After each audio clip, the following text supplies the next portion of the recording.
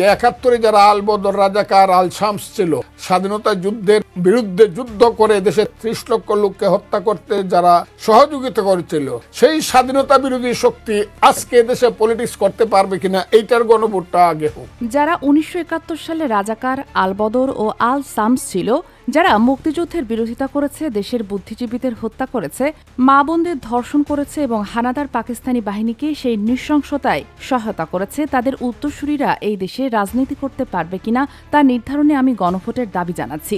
এটি হবে বাংলাদেশের প্রথম গণভোট। সম্প্রতি একটি বেসরকারি টেলিভিশনের টকশোতে বিএনপি নেতা ও বীর মুক্তিযোদ্ধা অ্যাডভোকেট ফজলুর রহমান বলেছেন এসব কথা।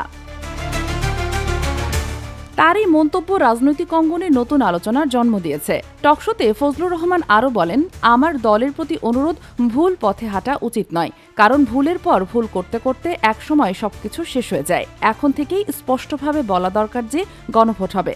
যদি বলা হয় গণভোট জুলাই সনদের ভিত্তিতে হবে, তাহলে প্রথম গণভোট হওয়া উচিত ১৯৭১ সালের যুদ্ধবিরোধীদের। আল বদর, রাজাকার, আল শামস এবং তাদের উত্তরসূরিরা এদেশের রাজনীতিতে অংশ নিতে পারবে কিনা তা নির্ধারণে। জামায়াতে ইসলামের প্রতি সরাসরি ইঙ্গিত করে তিনি এ মন্তব্য করেন। অন্যদিকে জামায়াতে ইসলামের আমির ডাক্তার শফিকুর রহমান নির্বাচনের আগে গণভোট আয়োজনের পক্ষে মত প্রকাশ করেছেন।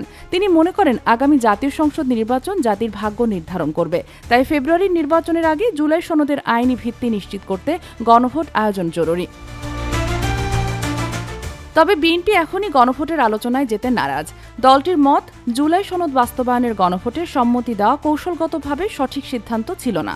তবু যেহেতু দলটি তাতে সম্মতি দিয়েছে, বিএনপি এখন চায় জাতীয় নির্বাচনের দিনই গণভোট অনুষ্ঠিত হোক, একই ভোটকেন্দ্র, কর্মকর্তা ও ব্যালট বাক্স ব্যবহার করে।